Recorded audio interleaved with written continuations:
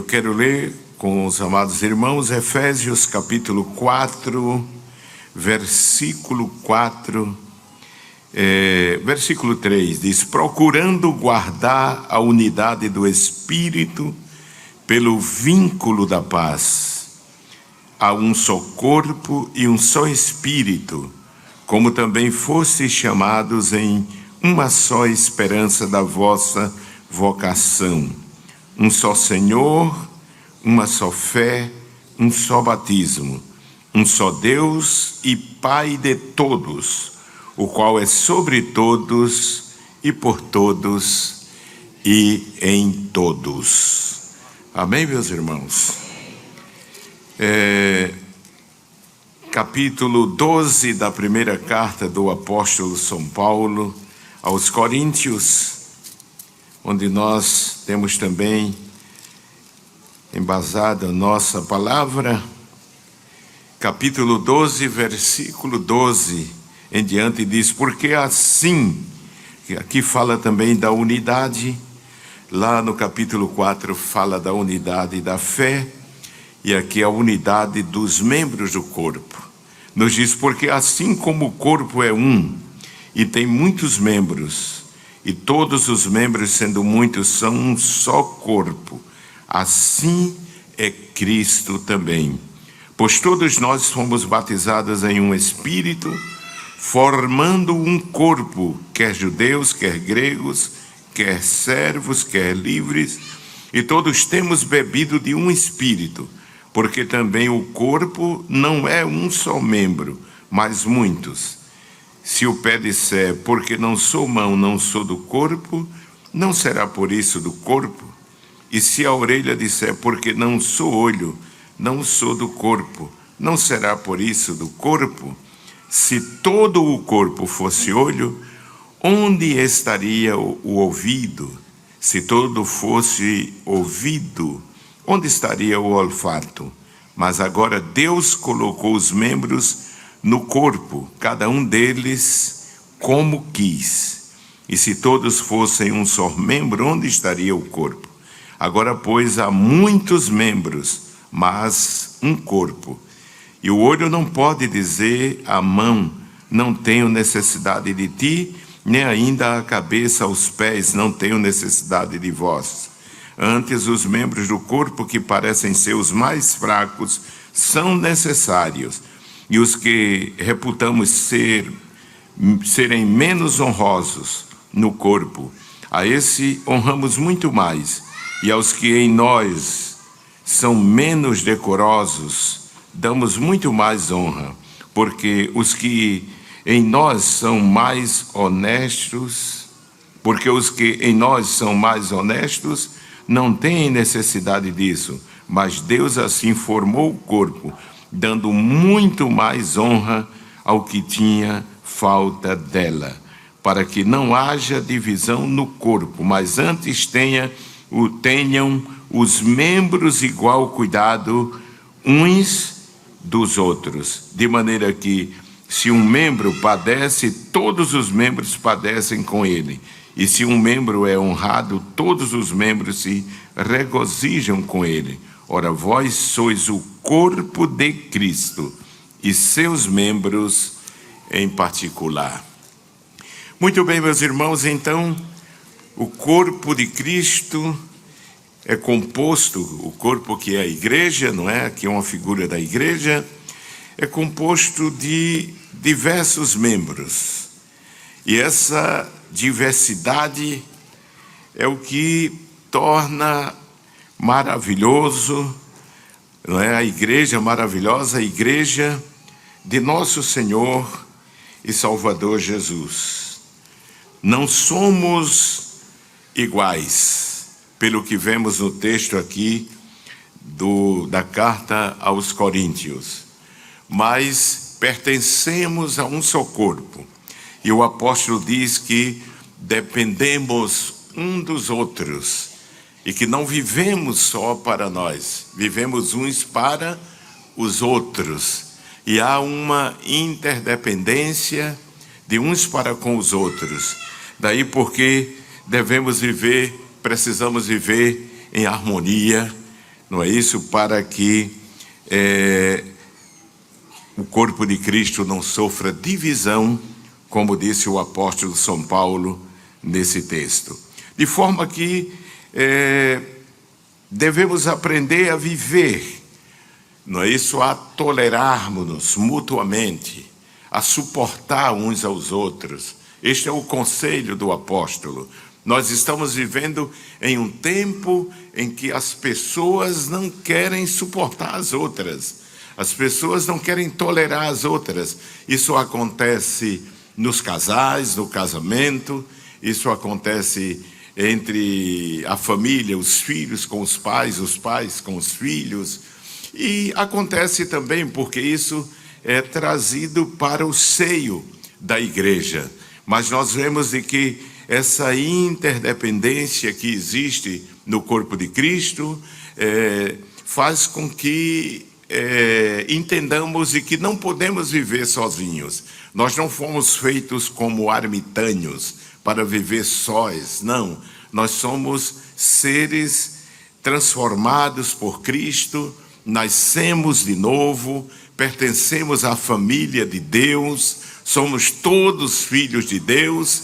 É claro que temos as nossas diferenças de cor, de altura, de temperamento, tantas diferenças que existem. E isso não é problema. Do contrário, é a beleza da igreja de nosso Senhor e Salvador Jesus Cristo.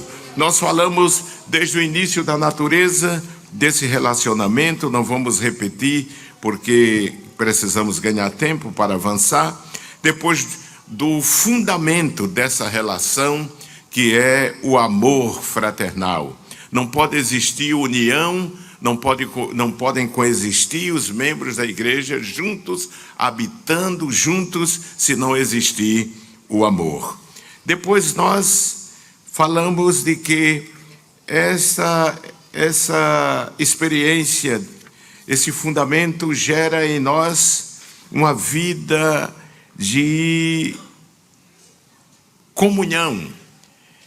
E falamos de que para isto é preciso que vivamos juntos. Viver juntos fortalece o nosso relacionamento fraternal. E essa convivência juntos em harmonia deve transcender o ambiente do culto. Não é isso? Nós dissemos aqui de que 2 horas de culto é insuficiente para construir essa convivência, essa harmonia, essa dependência um dos outros. Amém, meus irmãos? É nessa convivência, além mesmo do culto da igreja, que nós descobrimos as necessidades um dos outros, conhecemos as diferenças e os defeitos uns dos outros e procuramos compreender e viver em harmonia. Viver em harmonia é um mandamento da palavra de Deus, amém? Viver unidos, habitar unidos os irmãos, como está escrito no Salmo 133, não é? Onde o salmista fala de forma tão explícita e clara sobre essa harmonia que deve existir entre nós. No Salmo 133, ele diz assim: ó, quão bom e quão suave é que os irmãos vivam em união. É como óleo precioso sobre a cabeça, que desce sobre a barba de Arão, e que desce a orla das suas vestes, como o orvalho do Hermon, que desce sobre os montes de Sião, porque ali o Senhor ordena a bênção e a vida para sempre. A união entre nós é o que gera vida e que gera bênção. Amém, meus irmãos? É o que gera bênção. E para que essa harmonia, essa convivência, esse conhecimento mútuo, essa dependência, essa interação entre nós, ela possa ser construída, é preciso que habitemos juntos. A Bíblia diz no livro de Atos dos Apóstolos, no capítulo 2, mostra-nos que este foi o segredo do crescimento da igreja primitiva. Nos diz a palavra de Deus e que aqueles que criam estavam juntos. Amém, irmãos?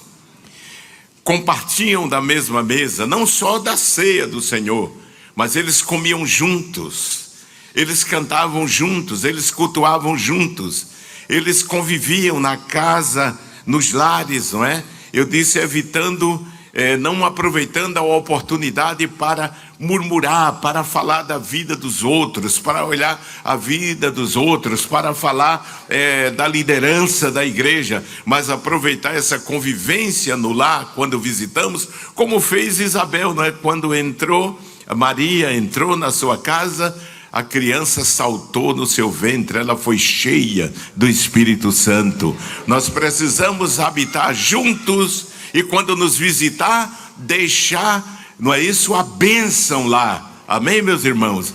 Porque o Salmo 1 diz assim: bem-aventurado o varão que não anda segundo o conselho dos ímpios, nem se detém no caminho dos pecadores, nem se assenta na roda dos escarnecedores. Não nos visitar para escarnecer, para falar dos irmãos, para falar da igreja, para falar dos nossos líderes, não, mas nos reunir, e isso é muito claro na carta de Paulo aos Efésios, na carta de Paulo aos Coríntios. Ele diz: quando vos reunis, tendes salmos, tendes hinos, tendes cânticos espirituais. Amém, meus irmãos? Que é o que gera edificação.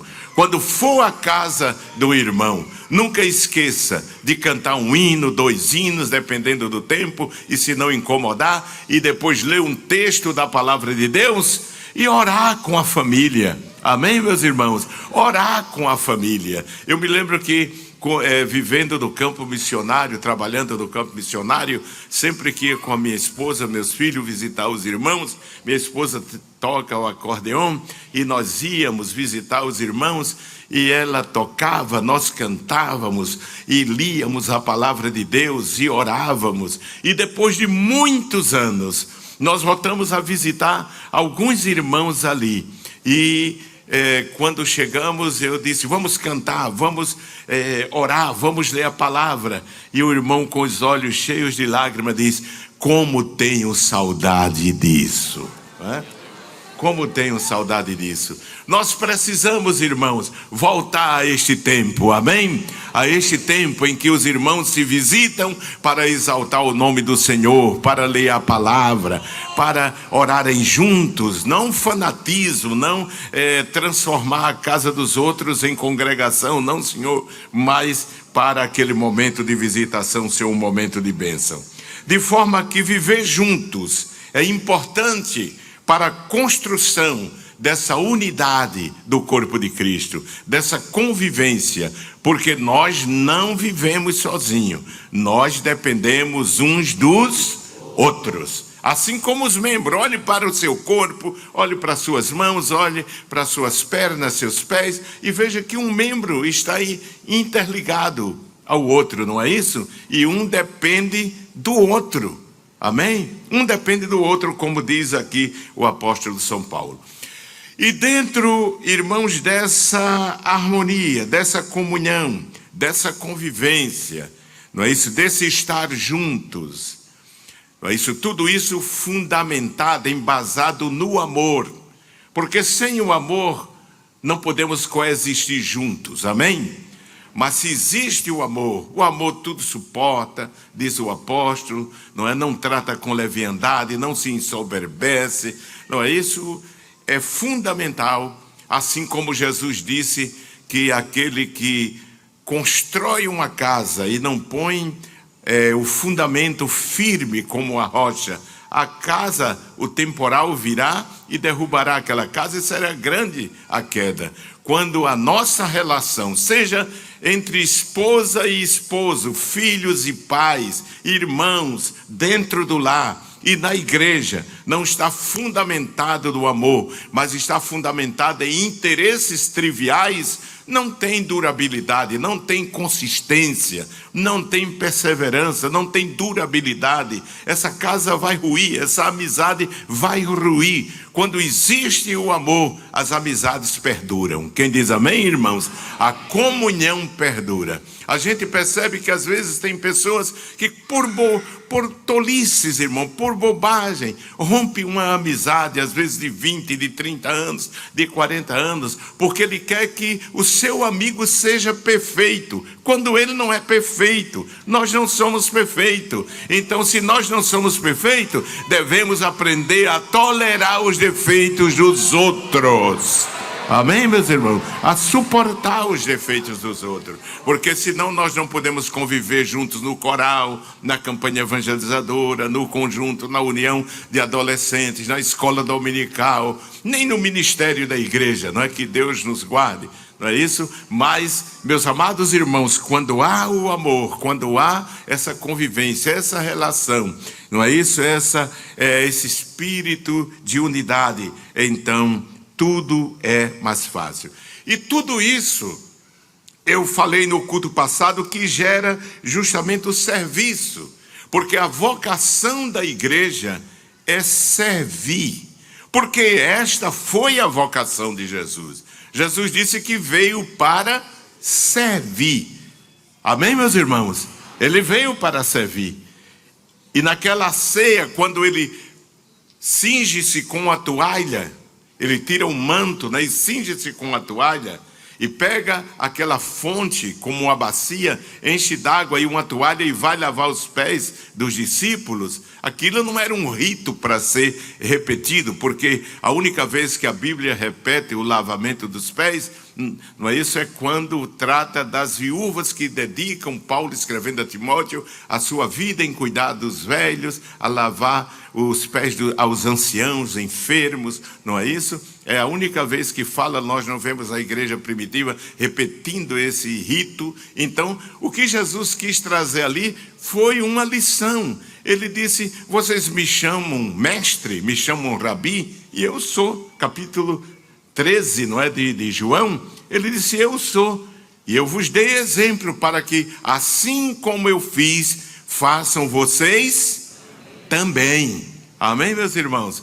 Tomar o exemplo de Jesus, para que outras pessoas vejam Cristo em nós e tomem o nosso exemplo. Paulo disse assim, assim como eu sou imitador de Cristo, sede vós também meus imitadores, disse Paulo, não é? E quando o crente vive essas características de Cristo, essas qualidades de Cristo, então as pessoas querem imitá-la. Quantas vezes a gente se depara com pessoas que dizem, como eu gostaria de ser como a irmã fulana? Por quê? Porque a irmã dá testemunho, não é isso?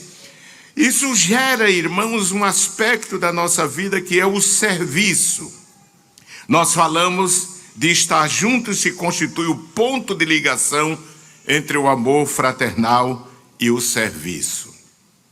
E quando nós amamos, quando nós convivemos, queremos servir. E eu falei aqui de servir aos irmãos, é servir a Cristo. A quem devemos servir? Eu falei primeiro os da nossa casa, da nossa família biológica. Isso está na Bíblia. Quem não serve aos seus, não atende às necessidades dos seus, isso é pior do que os incrédulos, disse Paulo, não é? E quantas vezes a gente vê irmãos deixando o seu irmão, estou falando biologicamente, abandonando os seus pais, são tão bonzinhos, não é? São tão bonzinhos, tão arrogantes, parece que são os mais santos, mas abandonam, às vezes, a mãe lá em um abrigo. Não sei que tipo de crente é este. Abandona a mãe, deixa para lá. A mãe dedicou a sua vida, gastou a sua vida, criou-os, não é? E depois, quando eles já ficam com a idade maior e têm condições, não é? Não, joga para lá. Joga para lá. A Bíblia disse, estes são considerados pior do que os incrédulos.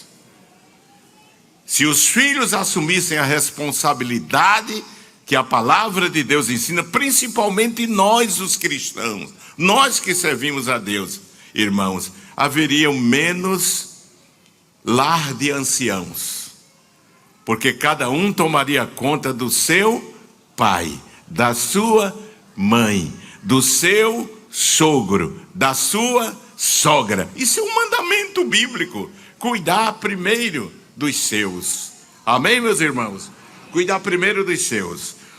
Depois nós falamos de que cuidados da família, da fé.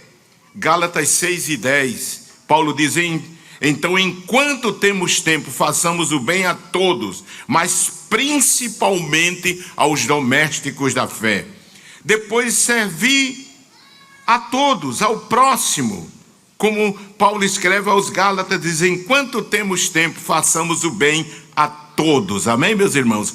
Com que devemos servir? Eu falei, com nossas habilidades, servir com os nossos recursos, servir com a nossa casa, servir com as nossas economias, servir com as nossas habilidades. Amém, meus irmãos? Nós falamos aqui em trabalhos domésticos, ajuda. Às vezes, uma irmã idosa está enferma, não é? Já pensou se juntar um grupo de irmãs? Uma fica de manhã, a outra fica à tarde. Vai minimizar aquela situação e vai cumprir o mandamento da palavra de Deus. Mas hoje nós queremos falar de um quinto aspecto que caracteriza a nossa relação fraternal. Quando existem esses elementos que eu falei,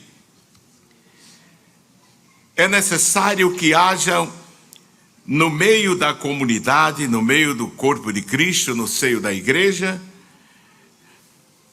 o reconhecimento de dois elementos fundamentais para que haja paz, que é a autoridade e a submissão.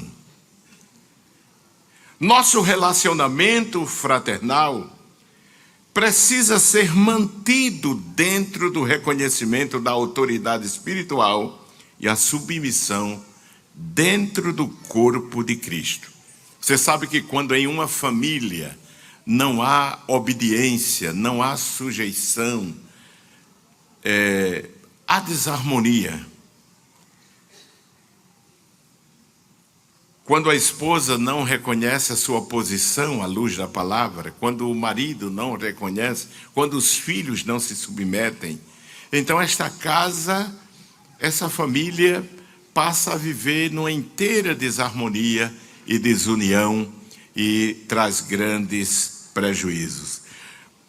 Mas nosso relacionamento fraternal precisa ser mantido dentro desse princípio de autoridade e de submissão quando se refere à igreja do corpo de Cristo, já que muitos têm dificuldade de se submeter à autoridade dentro da igreja, trazendo desarmonia dentro da congregação. Paulo exorta a igreja a que nos sujeitemos uns aos outros. Leia na carta de Paulo aos Efésios, capítulo 5, e o versículo 21. Neste livro onde nós estamos embasando o nosso estudo, capítulo 5 e versículo 21 de Efésios, disse: sujeitando-vos, repita após mim, sujeitando-vos uns aos outros no temor de Deus. Meus amados irmãos, em todos os âmbitos da sociedade, Deus estabeleceu autoridades que devem ser obedecidas. O texto conhecido nas Escrituras, quando nós falamos de autoridade, o capítulo 13, não é, que todos conhecem, Romanos 13, que fala da submissão à autoridade. O apóstolo diz assim: toda alma esteja sujeito a quê? Às autoridades superiores, porque não há autoridade que não venha de Deus, e a autoridade que há foram ordenadas por Deus. Por isso, quem resiste à autoridade, resiste à ordenação de quem? De Deus. E os que resistem trarão sobre si mesmos a condenação, porque os magistrados não são terror para as boas obras, mas para as más. Queres tu, pois, não temer a autoridade? Faze o bem e terás louvor dela, porque ela é ministro de Deus para o teu bem.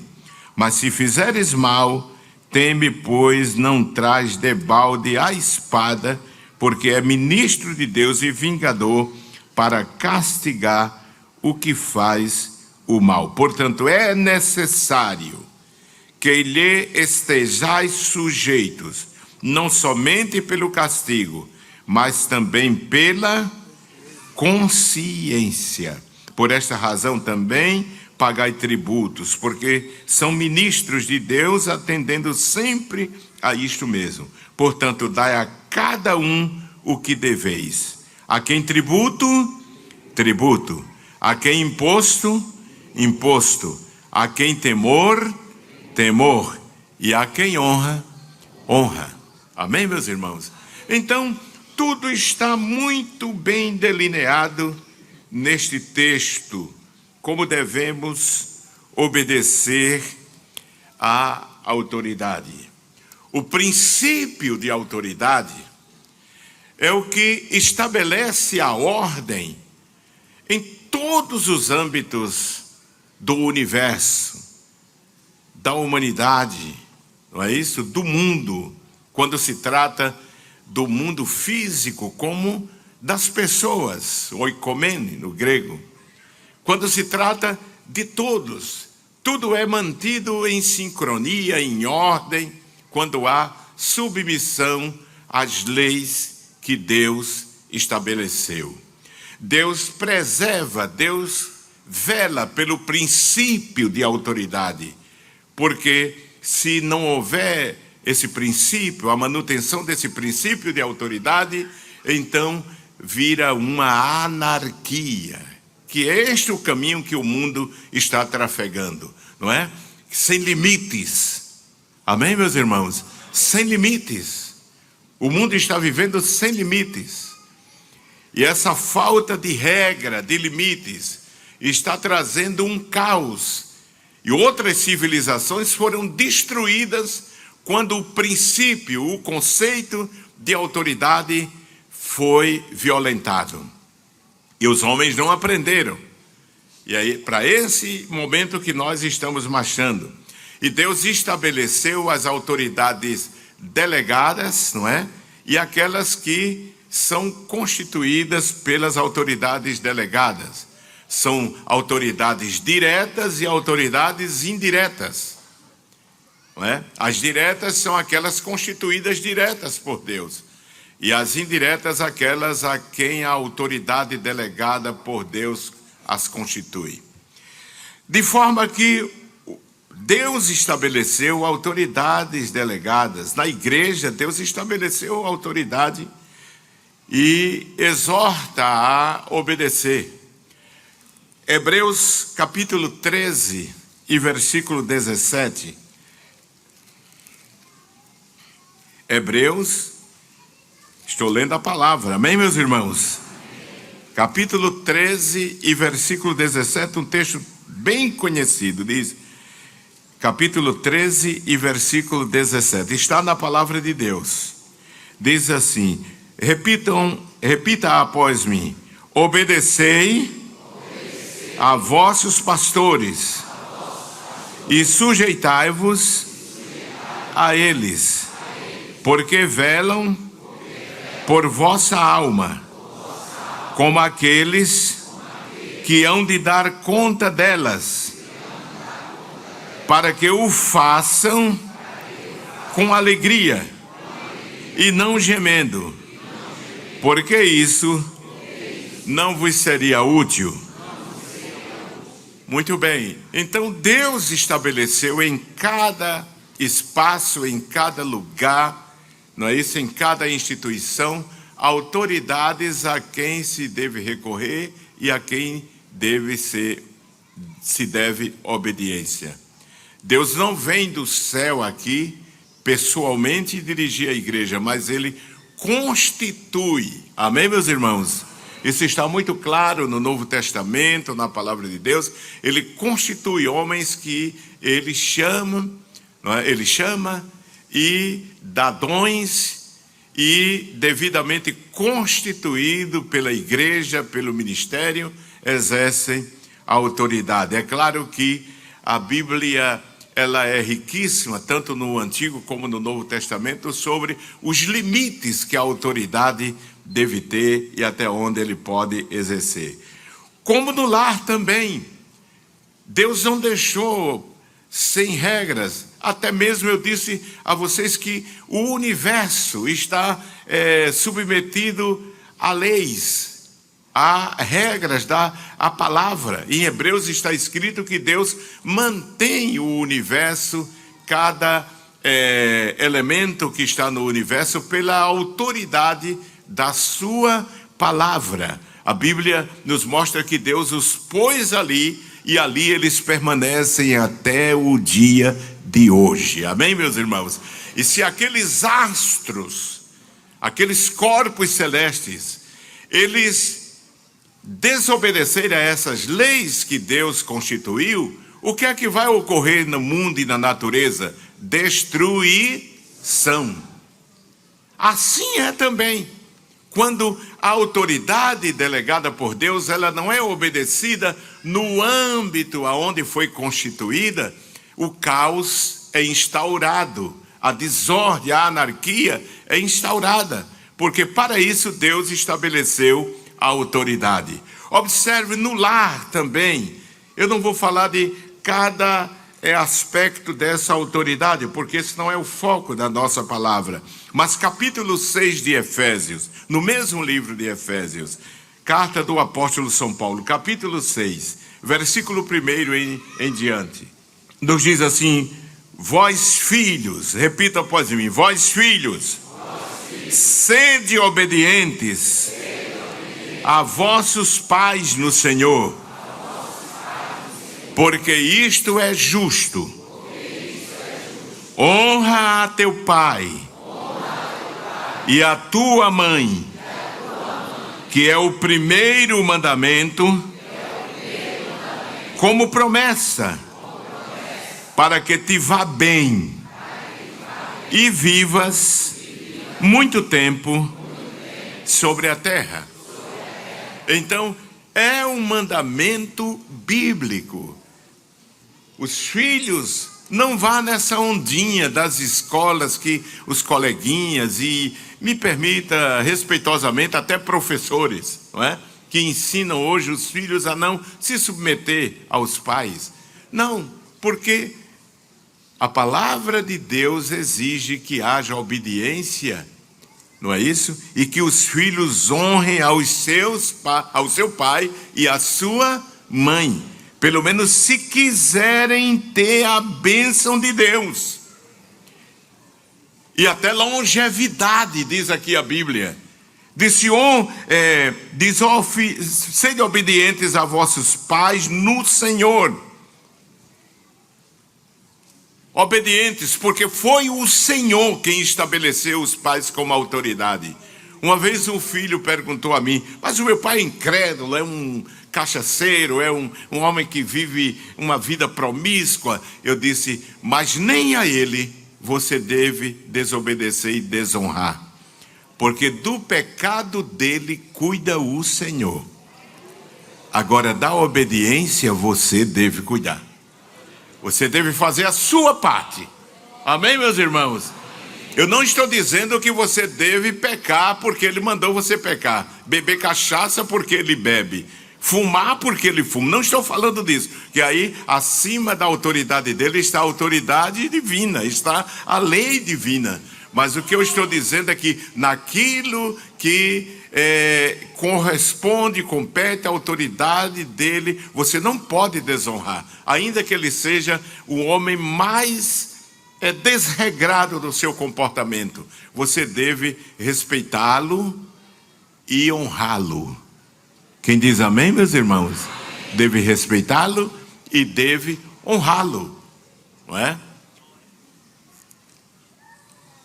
De forma que, na sociedade, como eu mostrei no capítulo 13 de Romanos, há autoridade delegada, constituída por Deus na igreja, na sociedade, no mundo empresarial, ali onde você trabalha, não é? Nós poderíamos ler outros textos, mas eu estou dizendo, não, o objetivo, o fito do nosso estudo não é este. Então Pedro também exorta neste aspecto de haver sujeição uns para com os outros. No texto onde fala aos presbíteros da igreja, ao ministério da igreja, primeira carta de Pedro, epístola do apóstolo São Pedro, capítulo 5, meus irmãos. Abra a sua Bíblia, vamos ler a Bíblia.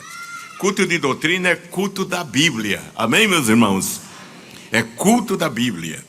Então nós precisamos ler. Capítulo 5 da primeira epístola de Pedro diz assim: aos presbíteros que estão entre vós, admoesto eu, que sou também presbítero com eles, e testemunha das aflições de Cristo e participante da glória que se há de revelar. Apacentai o rebanho de Deus que está entre vós, tendo cuidado dele, não por força, mas voluntariamente, nem por torpe ganância, mas de ânimo pronto, nem como tendo domínio sobre a herança de Deus. Veja os limites, né?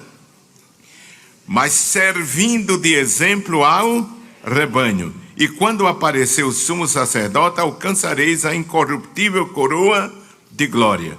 Aí diz: semelhantemente vós jovens, sede sujeito aos anciãos, e sede todos sujeito uns aos e sede todos sujeitos uns aos outros. E revesti-vos de quê? De humildade, porque Deus resiste aos soberbos, mas dá graça aos humildes. De forma que nós observamos, irmãos, de que para viver uma vida de obediência, o apóstolo deixa claro que para viver essa vida de sujeição e de obediência, se faz necessário revestir-se de humildade. A soberba, ela não é tolerada por Deus. Por isso ele diz: e sede todos sujeitos uns aos outros e revestivos de humildade, porque Deus resiste aos soberbos, mas dá graça aos humildes. Na família, na igreja, deve haver sujeição. E isto é possível quando, em primeiro lugar, somos humildes diante de Deus. Quando a pessoa é soberba, desobediente diante de Deus, é difícil obedecer aos pais e obedecer às autoridades constituídas por Deus. Todo corpo, para se manter em harmonia, precisa viver dentro deste princípio de autoridade e submissão. Toda instituição tem que haver ordem. Amém, meus irmãos? Toda desobediência, toda a implantação de um sistema de rebelião é do anticristo, irmãos. Do anticristo. Quando nós vemos a falta de regras, do cumprimento das leis que está havendo na sociedade, isso não é nada mais do que a operação do que já dizia o apóstolo, do espírito do anticristo. Preparando, assim como o mundo foi preparado para receber Cristo, o diabo está preparando o mundo para receber o anticristo, que em Tessalonicenses diz que é o homem sem regra, o homem sem lei, o homem que não se submete a nada nem a ninguém, não existe lei para ele. E é isto que nós estamos vendo na humanidade. Mas nós somos diferentes, amém, meus irmãos? Todos os ensinos e ordenanças de Jesus indicam um espírito dócil, humilde e submisso. A chegada do reino de Deus a nossas vidas põe fim ao individualismo, a independência egoísta e acaba com o espírito de anarquia. Quando a pessoa se converte e entra na igreja, entra no templo, a primeira coisa que ele faz é procurar a autoridade delegada a quem ele deve submissão e sujeição. Amém, meus irmãos? Para que viva bem, para que viva de forma que agrade a Deus. É muito maravilhosa a igreja, irmão, quando se despoja de todo rastro de altivez e rebeldia para vestir-se de mansidão e sujeição. É isso o retrato que vemos na carta de Paulo aos Efésios. Voltemos novamente à carta do apóstolo São Paulo aos Efésios, no capítulo 6, mas vamos ler um texto mais extenso. Capítulo 6, versículo 1 em diante. Diz assim: vós, filhos, sede obedientes a vossos pais no Senhor, porque isto é justo. Honra o teu pai e a tua mãe, que é o primeiro mandamento com promessa. Se você quer ver, não se fala tanto de promessas de Deus, promessas divinas, não é verdade, irmãos? Deus faz promessas na nossa vida, mas saiba de que uma das exigências que Deus faz é que você seja um filho obediente. Obediente. E diz aqui: honra a teu pai. Honrar é respeitar, irmãos. Veja como muitos filhos hoje estão equivocados até mesmo no seio da igreja. Mas a palavra de Deus está dizendo que todo filho deve honrar ao seu pai. Ora, o filho, até mesmo quando se casa e constitui uma família, ele já não deve aquela obediência aos pais, porque ele já constituiu o seu lar. Mas honra, sim. Honra, sim. Se você tem pai, você deve honrá-lo até que ele morra. O pai não pode interferir na vida do filho, querer que ele obedeça, a filha obedeça, não, porque ela casou, agora eles vão se viver lá, não vou dizer se virar, né, porque eles vão conviver lá no lar, com o seu marido e o marido com ela. De certa forma, no casamento, há momentos que não é só a mulher que se sujeita ao marido, há momentos que o marido se sujeita à forma da mulher para que viva em harmonia também. Quem diz amém, irmãos? Não é? Para que vivam em harmonia. Mas o que eu quero dizer, irmãos, é de que o apóstolo diz aqui: honra teu pai e a tua mãe, que é o primeiro mandamento com promessa, para que te vá bem. Não pode ir bem a um filho que não honra o pai e a mãe. Tudo dá ao contrário, dá um revés na vida dele. Para que te vá bem e vivas muito tempo sobre a terra. Diz: e vós, pais, não provoqueis a ira vossos filhos, mas criai-os na doutrina e admoestação do Senhor. Não é? O pai também não deve, porque tem autoridade sobre o filho, provocar os seus filhos, maltratar os seus filhos.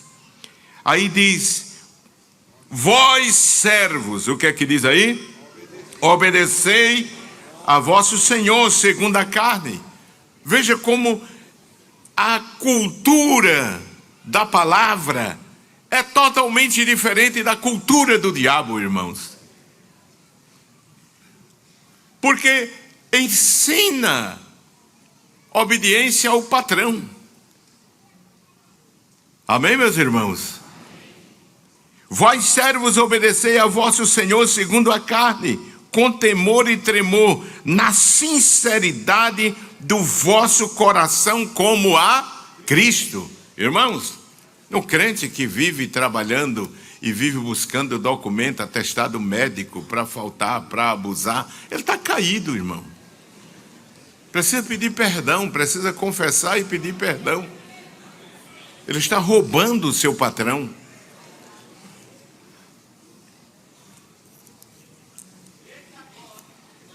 Diz: vós servos, obedecei ao vosso Senhor segundo a carne, com temor e tremor, na sinceridade do vosso coração, como a Cristo. Amém, meus irmãos? Se você não gosta do trabalho, então peça as contas.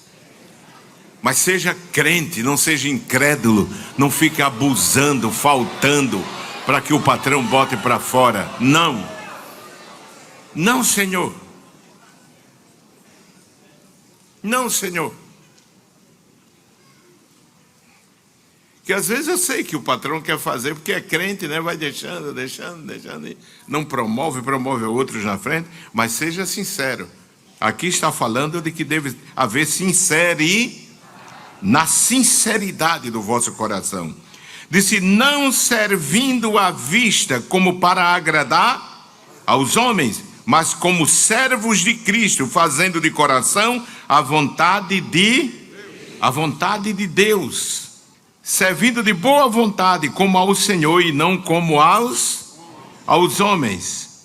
E diz: sabendo que cada um receberá do Senhor todo o bem que fizer, seja servo, seja livre. E vós, senhores, fazei o mesmo para com eles, deixando as ameaças, sabendo também que o Senhor deles e vosso está onde? No céu, e que para com ele não há acepção de pessoas. Olha, o julgamento divino para quem está baixa autoridade e para quem é a autoridade constituída. Você percebeu que nesse texto tanto é cobrada aqueles que devem sujeição à autoridade constituída no lar, na empresa, como é cobrado também aqueles que são autoridades constituídas. O pai que tem autoridade no lar é cobrado dele também. É cobrado a ele também. Deus julgará ele também. O patrão também. Não deve fazer injustiça, porque Deus cobrará deles. Amém, meus irmãos? Deus cobrará. Mas eu tinha dito que é muito maravilhosa a igreja quando se despoja de todo rastro de altivez e rebeldia para vestir-se de mansidão e sujeição. E terminou escapando o texto, mas é no mesmo capítulo. A carta de Paulo aos Efésios é de uma riqueza imensurável. Abra sua Bíblia, 5 de Efésios, versículo 24 ao 27. 24, capítulo 5, versículo 24 diz: de sorte que assim como a igreja está sujeita a Cristo, assim também as mulheres sejam em tudo sujeitas a seu marido. Olha, o homem constituído aí, não é? A autoridade do marido não se impõe, é obedecida voluntariamente. Vós, maridos, amai vossa, como também Cristo amou e a si mesmo se entregou por ela, para a santificar, purificando-a com a lavagem da água pela palavra, para apresentar a si mesmo a igreja gloriosa, sem mácula, nem ruga, nem coisa semelhante, mas santa e irrepreensível. Assim devem os maridos amar sua própria mulher, como ao seu próprio corpo. Quem ama a sua mulher, ama a si mesmo. Mas vamos adiante. Então toda a esfera da vida da igreja tem que se caracterizar por um espírito de submissão e de obediência. A igreja é uma comunidade sob autoridade. Somos um povo comprometido com Jesus. E devemos, meus amados irmãos, nos sujeitar. Quando isso é observado, é cumprido na vida da igreja, então há harmonia na comunidade cristã. Amém, meus irmãos? Há obediência. Obediência no ministério, a quem foi delegado como autoridade sobre o ministério. Obediência no círculo de oração. Amém, meus irmãos? Tem um grau de obediência. Lá tem uma autoridade que é uma autoridade indireta, porque foi constituída pelo pastor, pelo ministério da igreja. Obediência lá na congregação, lá tem alguém que é responsável e tem a autoridade de dirigir, não é isso? De orientar todas as atividades da congregação, autoridade na união de adolescentes. Amém, meus irmãos? Na união de adolescentes, tem uma autoridade constituída lá, adolescente. Procure, reporte-se a essa autoridade, honre essa autoridade, submeta-se a essa autoridade que foi constituída no coral, no conjunto também. Na banda tem uma autoridade constituída, ainda que seja indireta, mas ela foi constituída pela autoridade delegada. Quando existe, irmãos, obediência a esse princípio bíblico,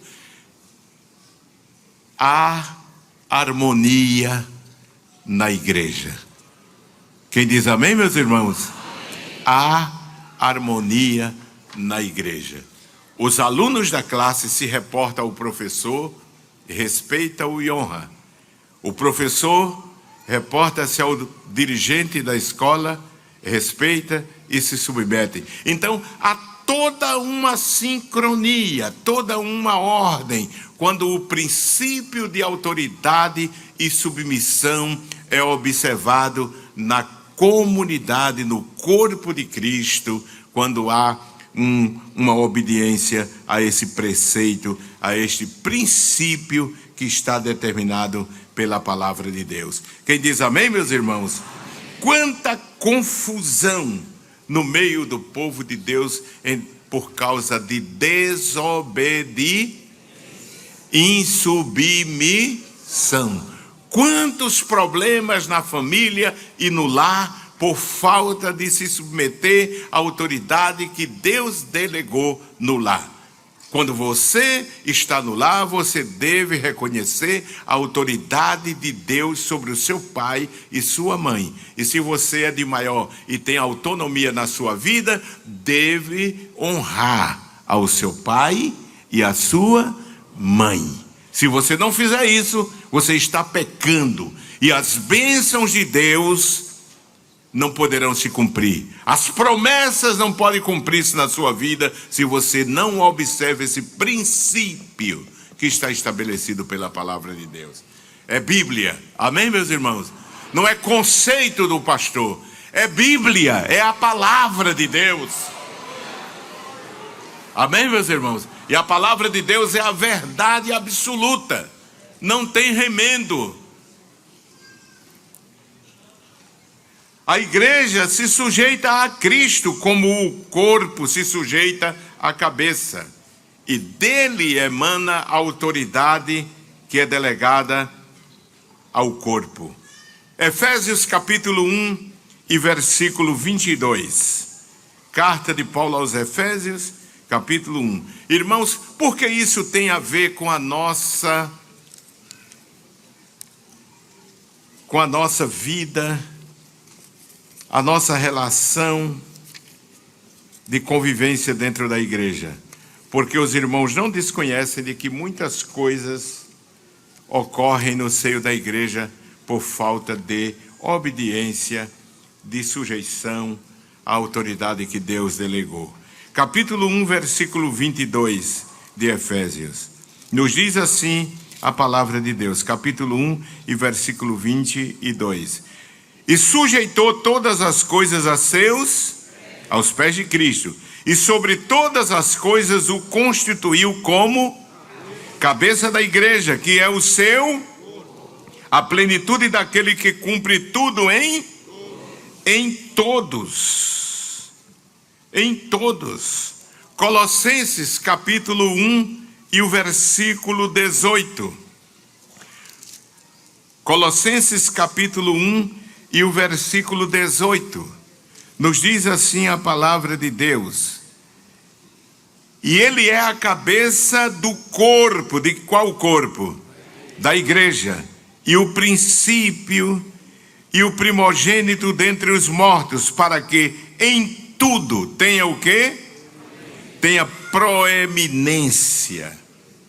Então somos uma comunidade cujos integrantes estão comprometidos entre si, como eu disse no início do nosso estudo. Os membros desta comunidade, que é a igreja, se relacionam e intercomunicam-se como os membros de um corpo. Não podemos estar unidos a Cristo sem estar unidos ao seu corpo. Repita comigo, não podemos estar unidos a Cristo sem estar unidos ao seu corpo. Então, a nossa união a Cristo depende da nossa união de uns para com os outros. Não podemos estar unidos a Cristo sem estar unidos ao seu corpo, que é a igreja. Vamos a Romanos capítulo 12. Romanos capítulo 12, versículo 4 e 5. Nos diz assim: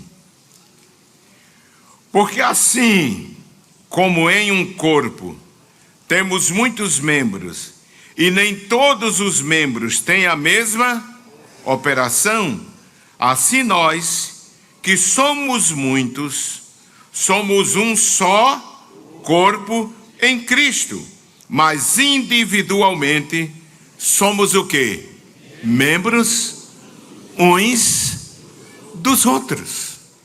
Você não pode ser membro do corpo de Cristo se não reconhece essa verdade, essa realidade profunda, esse princípio profundo que Paulo estabelece aqui. Somos membros do corpo de Cristo, mas sendo membros do corpo de Cristo, somos membros o quê? Uns dos outros. Uns dos outros. E nessa interação que há de um membro, assim como os membros do nosso corpo, se um sofre, o outro sofre.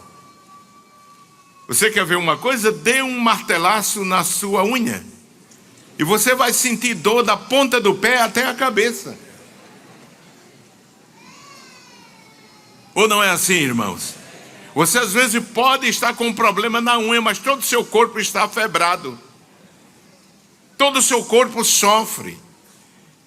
E esse princípio, ele existe na igreja, no corpo de Cristo, a igreja. Se um sofre, disse Paulo aos Coríntios 12 em diante, todos sofrem. Se um se alegra, todos se alegram. Alegrai-vos com os que se alegram. Amém, meus irmãos? A vitória do meu irmão é a minha vitória. A tristeza do meu irmão é a minha tristeza. A angústia do meu irmão é a minha angústia. O desemprego do meu irmão é o meu desemprego. A enfermidade do meu irmão é a minha enfermidade. Amém, meus irmãos? É isso a realidade. Quando se vive na plenitude dos princípios da palavra. Não existe espaço no amor para inveja, para emulação, para soberba. Não existe, irmãos, quando nós descobrimos a nossa posição no corpo de Cristo. Não perdemos as nossas individualidades, e está muito claro aqui. Somos membros. Mas somos também membros uns dos outros, estamos apegados um ao outro, estamos unidos um ao outro. Quem diz amém, irmãos? Amém. Unidos um ao outro. De forma que, quando vivemos este princípio, Paulo disse aqui, como eu li, somos membros uns dos outros. Leia Efésios capítulo 4, já estou concluindo essa parte do estudo. Capítulo 4 de Efésios. Efésios capítulo 4, versículo 25 e depois o versículo 32. Diz: pelo que deixai a mentira e falai a verdade, cada um com o seu próximo. Por quê? Repita comigo. Porque somos membros uns dos outros. Paulo está dizendo que não há lugar nem para mentira. Você não pode mentir para o seu irmão, porque você é membro dele. Amém. Versículo 32. Antes sede o quê? Uns para com os outros, como? Benignos, misericordiosos, perdoando-vos o quê? Uns aos outros, como também Deus os perdoou em Cristo. Amém, meus irmãos? Eu duvido, irmãos, que alguém pegue um martelo e dê um martelaço na sua unha. Só se ele estiver precisando de psiquiatria. Ele não vai fazer isso, porque ele sabe que a unha é parte do seu corpo. E se nós temos uma compreensão nítida desse conceito, desse princípio bíblico, de que nós somos membros um do outro, estamos na dependência um dos outros, nós não vamos poder fazer o mal ao nosso irmão, mentir, enganar, porque nós somos membros uns dos outros. Os membros cuidam-se mutuamente, intercomunicam-se no sofrimento, na dor. Um sente o que o outro sente. 1 Coríntios capítulo 12. Vamos lá, para encerrar com esse texto. 1 Coríntios capítulo 12. O versículo 25 e 26 diz assim: para que não haja divisão em quê? No corpo. Repita comigo. Para que não haja divisão no corpo. Mas antes tenham os membros igual cuidado uns dos outros. Diz, de maneira que se um membro padece, todos os membros padecem com ele. E se um membro é honrado, todos os membros se regozijam com ele. Amém, meus irmãos?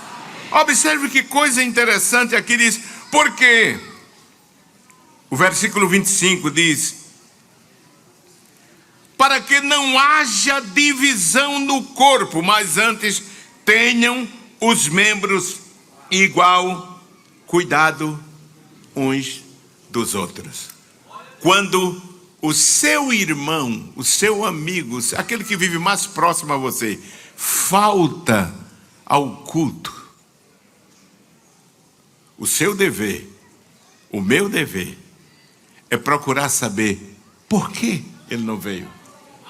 Porque eu me preocupo com o meu irmão. Não é? Eu me preocupo com o meu irmão. Eu quero saber como ele está. Eu me contento com o bem-estar dele, irmãos.